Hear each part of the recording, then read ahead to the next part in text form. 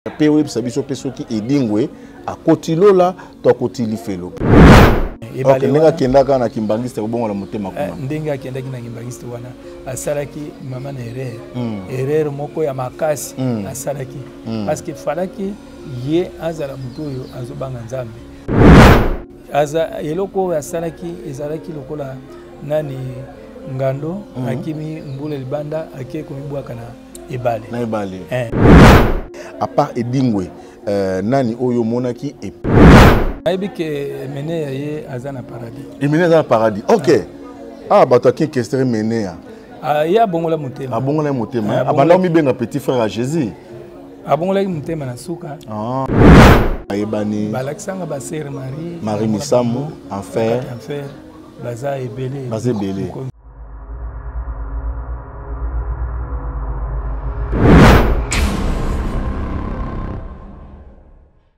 Troubles du système immunitaire, chute de tension, maux de tête, fatigue, perte de poids, frigidité et diarrhée. Dites adieu aux inconforts et retrouvez une nouvelle jeunesse avec une tasse de Maxi Bien-être au quotidien. Une solution bio composée de plantes traditionnelles, 100% naturelle et reconnue pour sa vertu. Une formule adaptée pour hommes et femmes. Depuis plus de 10 ans, le Maxi Bien-être Café renforce le système immunitaire, restaure la fatigue physique, améliore le sommeil, aide à stabiliser la tension et la glycémie, nettoie les reins, soulage l'hémorroïde et la constipation. Chez les hommes, le Maxi Bien-être restaure le dysfonctionnement sexuel, l'impuissance et l'éjaculation précoce. Maxi Bien-être est disponible partout dans le monde. Passez vos commandes sur www.maxibienêtre.com. Merci Balandi à Nouvelle Tendance. Merci encore une fois chez vous dans vos maisons. Episcopo Yayambo, rendez-vous na Kitata. J'espère que tu sepela kakoku tanana rende kita parce que boibi ki awa message ya bien les kaka, awa matière ya bien les kaka par rapport à connaissance ya bonzambe ya makamba nzambe. Alors to yambeli bino prophète Isaac Maele bato mingi ba benga kaelo la peli felo parce que c'est un homme de Dieu. Oazali vraiment stable na message na ça fait très longtemps depuis to banda osaba émission na to umeli bambule belé vraiment article ka na message na article ka na nzambe ni wana a changer te ba misu to mona ba koma na ba pétage ba misu ba koma ba nini ba misu mais vraiment nzamba bateli libiso ye article ka na nzela na ya kote ya nzambe ya solo pe na message na onzamba pesa ki ya lo la peli felo et makamnyo sto lobaki comme étant un prophète et kokisami le autre comme komona vraiment na misu boyende trobi penza ke nzambe akosaka te nzambe ya lobaka solo. Bonjour prophète. Bonjour. Boni prophète. Ça fait très longtemps, bah, la nouvelle tendance, bah, mon nom est sous-souté. Je sais que les carana ba cadre les carana papa Alain, mais na ba dio na biso to bande rosala ba to ba sepelaka, ba za ko na biso sous-na yote. Est-ce que ko promettre ba que cette fois-ci to zongeli vraiment ba no na biso sous-na yo?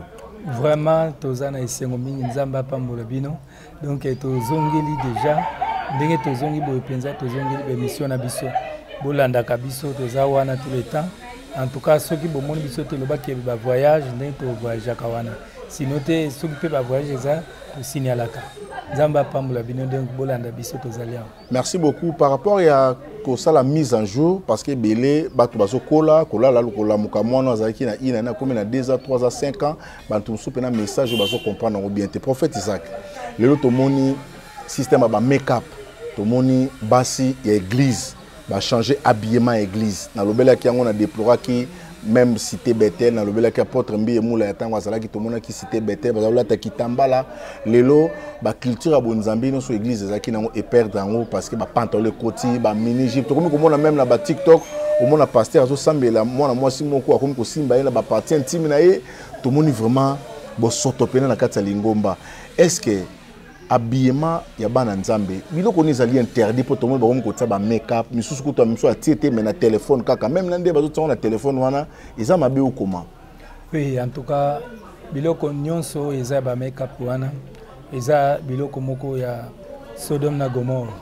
eza biloko yo nzambe alakaki Seigneur Jésus-Christ alakaki ke na tango ya suka batu mingi bakotika kondima na bango batu mingi bakopengwa batu mingi bakotika nzambe ya solo. Donc toyebi même Bethel pe ezaki na doctrine wana ya bien mais lelo yo bakomi na ndenge wana bakomi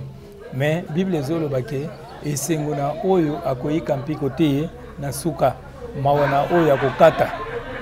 mawana oyo ya kokata parce que biloko ya ba make-up ba kabelo ba chaînette ba gourmette ba biloko wana nyonso tout et auquel lisusu ba faux de teint ba beauté ba crayon eza biloko oyo ezouta na monde ya ténèbres. OK. Parce que Seigneur ayebaki kolakisa ngai yango ke eza biloko oyo ba sirène nzamba memanga na monde ya ba sirène akelakisa ngai ndenge nini bazo créer ba biloko wana ndenge nini bazo ko inventer yango mpona koya kotia séduction donc mona bana basi nyonso bakomi kitoko donc mutu nyonso azoluka akoma kaka donc ye mpe bamona ye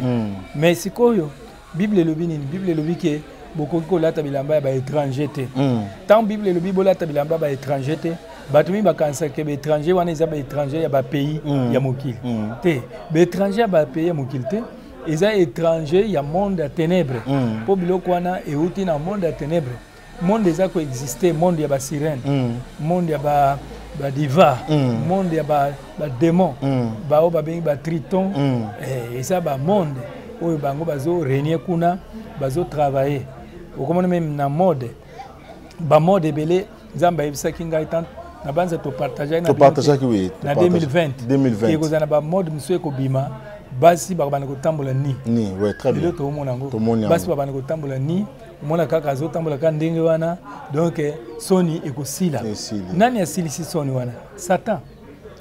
asilisi soni kati na bato satan akomisi bana basi eloko akosakana donc basi bazose respecte te or mwasi nzambe apesi nzoto wana mpona lokumu ya ye moko mwasi nano pourquoi parce que apesi nzoto wana mpona mobali na ye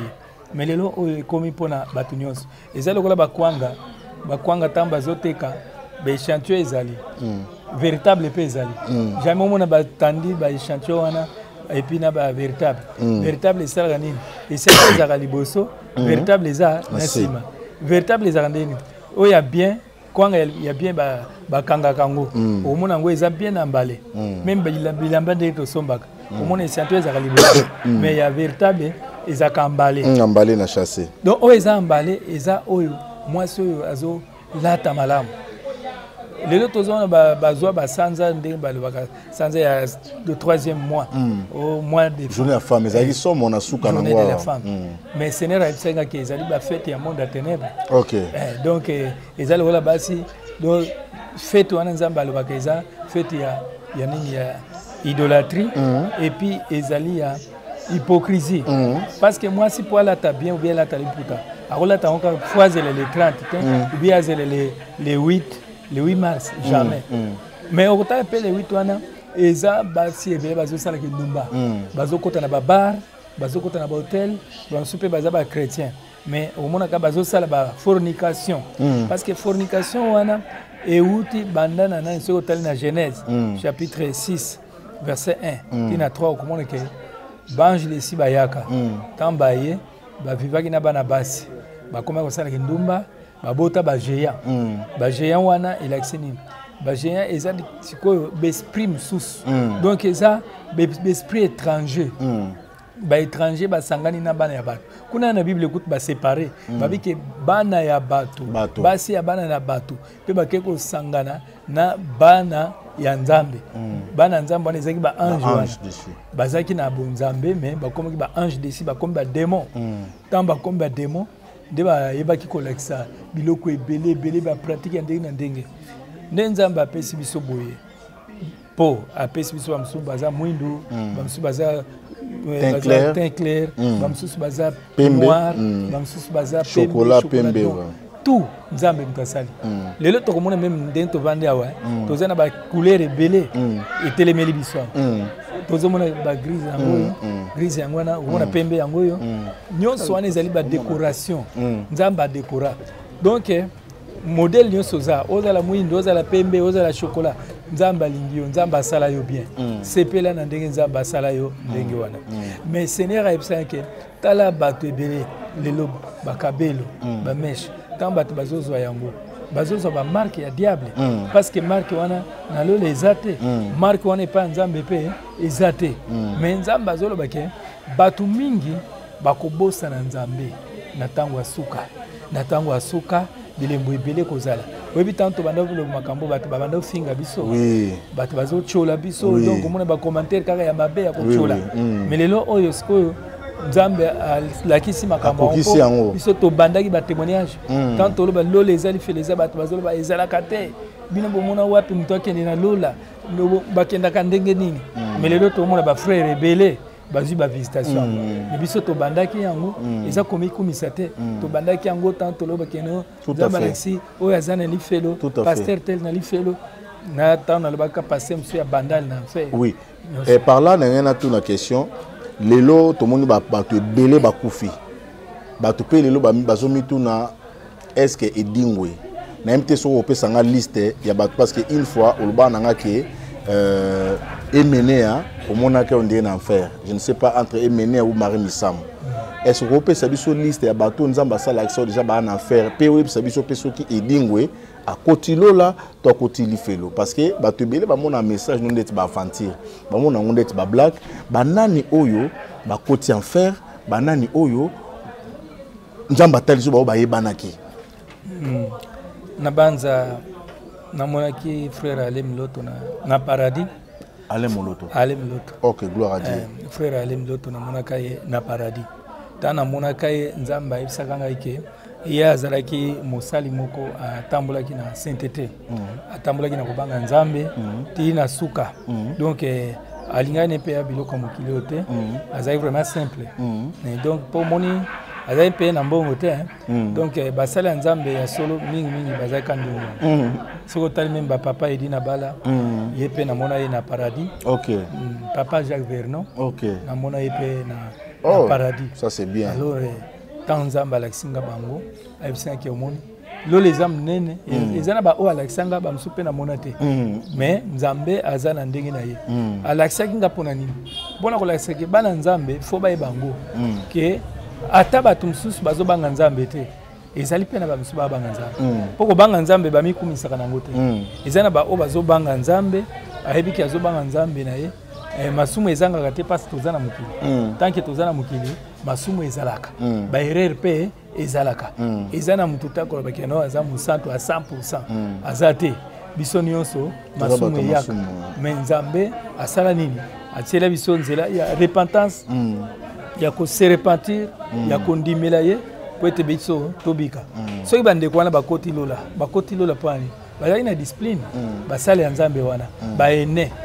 bakote lola babangaki Nzambe siko tali ba papa edi na bala azali na mbongo mingi te azali na bozupe mingi te mais nini atelemaki na message na ye atelemaki na sainteté omoni ndenge toza boye na ye ki eloko na lobi tozo changer message te toko changer message te message ka yango tokopesa po bato bayeba ke lola eza lifelo pe eza elola siko tali tankolo azomemanga azolakisanga basali na ye neti bapasser Osborne namona bango kuna ba Renard Bonke namona bango kuna na kati ya gloire ya Seigneur azobisa ke baza basali na ngai bato mingi babanda otia tembe mais Nzambe akelo ba makambo tina bato musuna ba poto partout na ba Afrique du Sud bato ebele ba mona ba makambo o Nzambe alakisa ozomona bato ebele ba mona ba makambo Nzambe alakisa Nzambe atalisi bango ba Angelica ba mona ba makambo wana donc Nzambe tango azolakisa ba makambo wana azolakisa opamba te azolakisa po biso nyonso toza na kati ya mokili toyeba ke lo leza lifeleza très bien lo leza kitoko makasi très bien donc nde naza na mokili wana na mona te pays moko eza lokola lola très bien ata ndenge tomona na bafilme poto tout ça États-Unis boye rien à voir rien bongo banani baza na lifelo oyo somono baza ekoni et puis na tuni pene dingwe à part bato oyo o bayebani banani o Nzamba sala akisa ko bango baza kuna bon na lifelo moni ndenge lobi likambo edingwe bon edingwe azaki mutu oyo abanda ko sala makamna ya bakatch mais moko abanda ko ko sambela monisiko ko sambela ezana ko sambela eza pena ko sambela mais ko sambela wana Seigneur ayebisa ki omoni azalaki nde na bagide azalaki na ba conseiller ya malamu te parce que eloko asalaki ezalaki lokola nani ngando akimi mbula libanda ake komibwaka ebale na ebale ebale nenga kendaka na kimbangiste kobongo la motema kuna ndenga kendaki na kimbangiste wana asalaki mama na erreur moko ya makasi asalaki parce que falaki ye azala mutu oyo azobanga nzambe atosa nzambe vraiment luki basala nzambe ya solo nayokaka eloko mosusu abaki abanda luka ba pasteur te parce que mingi baza pe batu ya pesa bango babiloko wana bien sûr basala nzambe pe ba solo bazali na ba église musune ekshasa parce que bango bayebaki mingi ka bango baleka mingi na ba télévision bango bayebani ba kombo eza pe na ba homme de Dieu baza ebele o baza pe na ba église pentecôtiste bazo banga nzambe mais eza sikoyo bamususu omoni lobiko ezalaka fo nzambe apesa grâce wana OK lobiko ezalaka likambo ya grâce kokota na lola eza na mutu moko ta koforcer na makasi na ye moko na nzoto kokota na lola fo nzambe apesa yo porte wana très bien omoni sikoyo seigneur ye ayebisaka ke ye aza déjà l'homme de deux têtes donc na système ya banyoka mibale ya otravaille na bapouvoir ya banyoka mibale nyoka wana balakisaka mosu mwindu mosu neti pembe babisa omoni nyoka wana mosu mwindu mosu pembe eza confusion ere moko makambo ya nzambe mo azongeli babiloko na ye parlant na pesi raison bible elobi retenir non parlant na pesi raison parce que tomonaki edingo ntango akufi tomoni temple ebimi na ndako na ye tomoni ndenge asi akonsakraki mwana na ye apesaki déjà baélément déjà donc tomoni ke en tout cas oza na raison na eloko olobi bible elobi ocontinue nao bible elobi ke oza malili te oza moto te na kosanza yo nzambe alingi na apocalypse abi alingi tozala position moko soit ozokende na lola soit ozokende lifelo mais soki ozoza koto nzambe koto biloko wana lobiko ekozala te donc mpo moto abika vraiment fo andimela jésus christ na ndenge ya solo mpe aluki basala nzambe ya solo mpona badelivrance nzambe aobikisa ye donc edingo en enfer bongo apart edingo banani susu parce que bato ebele balanda batémoignage nokala et puis na kotuna question moko so otangenga bakomba mpo na kotuna mpo toshite wana parce que lelo ezali kaka mwa introduction mpo tozonga mpena kofungama mpena makambo milai tokoya ntina église susu tozonga bamission nde tozalaki apart edingwe nani oyo omonaki et puis bato balobaka ye amoni bato aza nani yango nzambe amemaki na lola amemaki na lifelo alakisaka bato alakisaki bato wana opesa yango na suka mais banani so apart edingo mpo na okotanga bakinke estere mene c'est très longtemps nayebi te nayebi ke mene ya ye aza na paradis emene aza na paradis ok bato akinke estere mene ye abongola motema abongola motema abanda omibenga petit frère ya jésus abongolaki motema na suka abongolaki motema na suka donc akufaka lokola bato nyonso te akufaki neti ndenge bato mosusu bakufaka azaka musicien mokili abongoli motema te mais ye azalaki na grâce nzambe asalaki grâce akutanaki na basale ya nzambe ya solo asalaki repentance ata moto aza nganga ata moto asala makambo ya ndenge nyonso soki moto wana aye epa nzambe na ndenge ya bien nzambe olimbisa ye lokola Paul oyo babengi Saul asalaki makambo ebele aboma bato mosusu mpe ye aboma bato mosusu bakende lifelo me ye Paul akufa akenda na lola ozomona yango wana siko moto na motu fo kozalaka souple po mosusu akoboma yo abomi yo ye atubeli masumu na ye akoti na lola yo okei lifelo donc il faut tozalaka souple mpona donc Esther aza na lola bongo banani baza na lifelo bao bayebani balakisanga basere Marie Misamu enfer baza ebele bon pour ne pas citer beaucoup de noms donc apesika moi flash ya banani wana bo yusko za nani yango yo nzamba memako na lola amemako mpe na lifelo la alakisako bato bon ngai na bato mosusu badute babajona aza moto alokute ye azokende amoni bato kuna ndeni bon naza motuka lokola motu nyonso eza nde grâce eza nde grâce oyo seigneur asali biso nasenga yango mpe epa nzambe te nzambe nde na grâce na ye asepeli alakisanga ntango tobandi na bino baémission oyo oyoka bato ndenge bafinga mais lelo mpe tokoma oyoka mpe ser moko mpe amoni makambo tokuta ebele babenga bamona bandoto na yo tout ça tona batémoignage yo moko oza na batémoignage ya bato mosusu mpe nzambe banda okende kolakisa oke balanda makambo wana prophète ezalaki azoloba mpo babikisa milimo na bango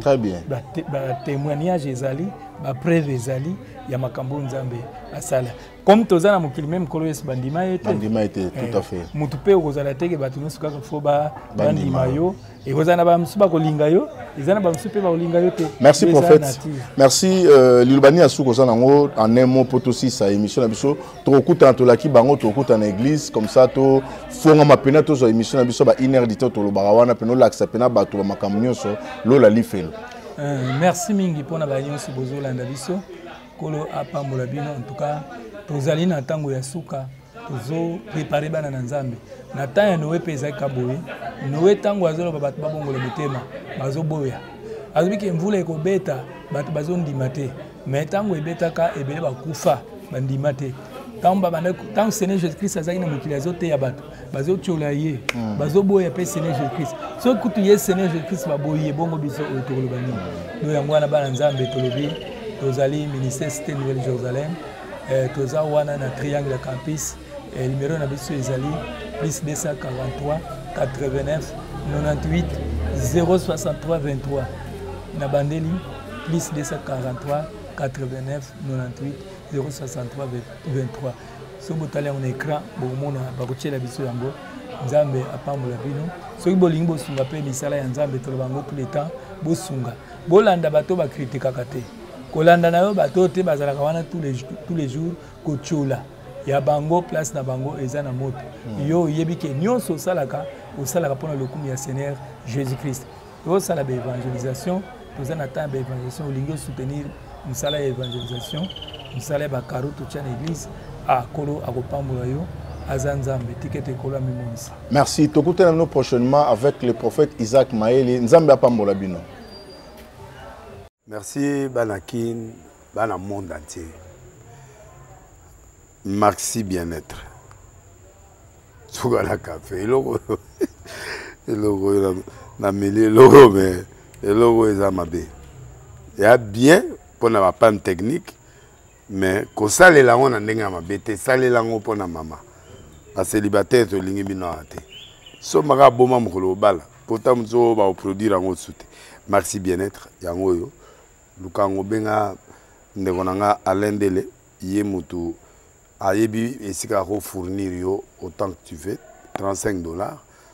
ezebele na kati sobo melika moko de joga bien be moroïde banini tout ça bilialia vanda musala banini et réparer yo système ya break et réparer yo pe fonctionnement ya break de break donc et pe son fonctionnement ya bien. Tokomi ba Congolais toujours gagner ba match. On va défaite, pas technique en plein match, c'est pas bon. Zongela et loko. Ngala c'est éviter de dire surtout ba pasteur, bolingo mela boyawa. Bo benga pena alendele na numéro na ye pour bo benga pour bo loko. C'est important. Traitement poison anti-poison yango yo. Ne ba mususu meli yango avant kende obima. O melango. Ça des jours à tabater le loco moi cuire mon corps c'est bon oyopé anti-poisson donc ce que ata izala kati et longolango alendele mikolo somme n'habiter mindela ngo ba pese biloko ba udia po biloko ngo bendeza ya solo mikolo ba tchaka poisson à toi famille te à toi problème na mututé jalousie car do ba produit ngwana ya anti-poisson oyopé anti-poisson donc benga alendele à partir na ye ayibindeni oya ozwango nzambe na nga pambola bino mi batela mboke komi biete bato bakomi na jalousie oyo tozo comprendre de souté bana mike bazo kufa mikolo bazo kufa baotiana bana bébé ba poisson donc toujours zala na ntina yo ndenga na nga na ndako c'est bon que Dieu vous bénisse. Bien-aimés dans le Seigneur, shalom. À vous qui ont un grand cœur, bino bao mitema nzamba pesa bino mitema malamu mitema kusunga. Fondation Alendele na orphelinat Christ Rédempteur bana posa na bino bana posa lisumi na bino bano baboti bakenda bano bazala moya kotanga te bato bana besoin lisungi bino bato wala mitema malamu to wana posa ya lisumi na bino na orphelinat Christ Rédempteur la katia Fondation Alendele kanise loko ezayo ndolo bakie Ozanzambe ya bana bitike yo mokolo bakie osungaka basi bakufela mibali mpona nini pasi ya boye o nzambe. Ils ont besoin de vous, de votre pain, de votre bouteille d'eau, de votre soutien. Et ça serait une bénédiction pour vous et pour votre famille. Que Dieu vous bénisse.